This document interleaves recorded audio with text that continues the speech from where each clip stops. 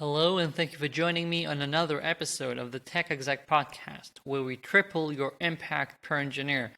As always, I'm your host, Aviv Ben-Yosef, advisor and coach to tech executives worldwide, and our subject today is work visibility.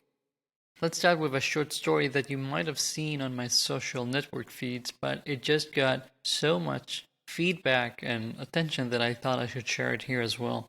About a month ago, my son got COVID, and about a week ago, we were cleaning the backyard and we noticed this bag thrown somewhere in there.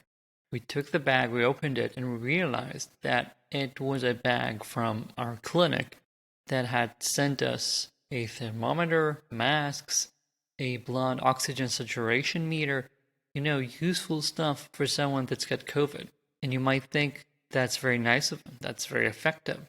But you know what they were missing? They never told us that they had this shipped to us. Someone just threw it over the fence and that's it. So, clearly we didn't notice.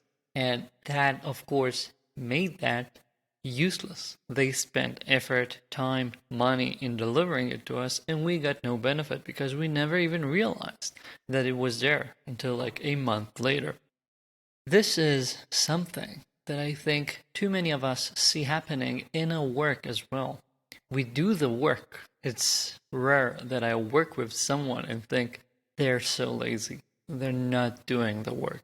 Most of the people that I work with are not lazy. They care about the work and they do it. The issues start when they fail to make it known. We have to let others know what we've done, or we're not going to get the actual credit for it. Let's break this down into several common types of issues that I see arising from this failure to communicate what we've done.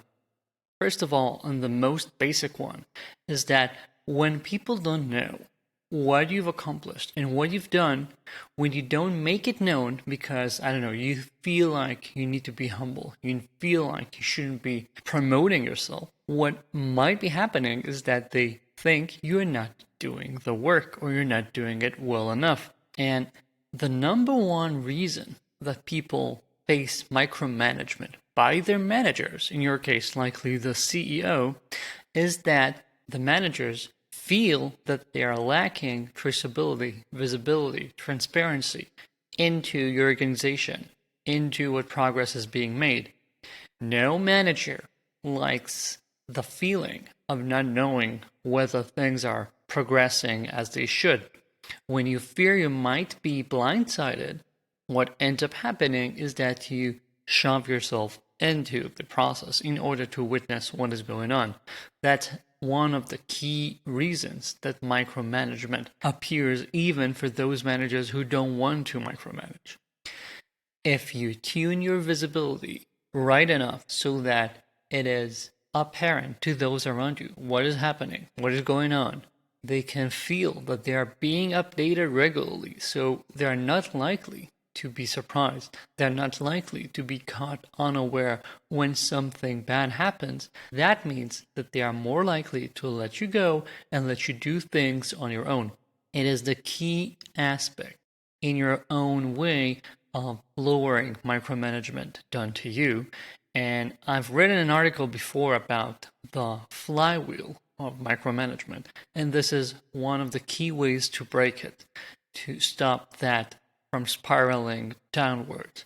You have to speak up, introduce visibility in a way that then increases the trust between you and your manager and allows the micromanagement to stop. That's point number one. Another example where communication is necessary is when you do things for your team and the team might not be aware of it. Therefore, they might think that your silence means that you are condoning some behavior. For example, if someone did something inappropriate in a meeting and you were then notified about it, talk to that person and let them know about consequences, about your work ethic or whatever, that's fine. That's what you're supposed to be doing. But think about everyone else in the team who are aware that this incident had happened and do not know that you've talked to that person. As far as they're concerned, that person did something that they're not supposed to be doing, and you did nothing about it. Without them knowing that something happened, that this was treated, it was addressed, they might feel like your silence means that you are allowing this to go on. And I know that this is a tricky sort of situation where you might feel like you don't want to shame someone, you don't want to talk about someone in front of others, etc., etc. There are different ways of doing this appropriately, and they all depend on the specific issue, your culture, and so on. And still, you have to verbalize this in some way or another, or people would assume that you are not doing what you're supposed to be doing. You will hurt their trust. You will hurt your culture because they will believe that there's no one looking after them. There's no reason to stick to the rules because there are no consequences and repercussions for not following them. That's two. And of course, number three, another reason that we care about communication is so people will be part of it, part of the work. Think about a big organization where you might be kicking off some initiative, and if you're only talking to your team and you're not exposing it outwards, you're not going to get other people involved. For example, if you're changing the way you want some processes to be done, merely telling your managers to do it sometimes is not enough, because saying that you're doing it with your own voice, either in Slack or in all hands, means that people can see that you are the champion. You care about this personally. You are involved. That attributes more weight to that initiative. That means that people are more likely to listen to it. They will realize that this is something that is organization-wide and not just something that a specific manager in the company wants to do, and so on. We have to communicate what we are doing. We have to talk about it. Even if it makes you feel like you are promoting yourself, even if it makes you feel like you are trying to get credit for work you've done. Yes, there are ways to do it in a way that makes people cringe, and there are ways to do it in a way that just makes people aware. Let's tend toward the latter, and still, you can do this and you should do this.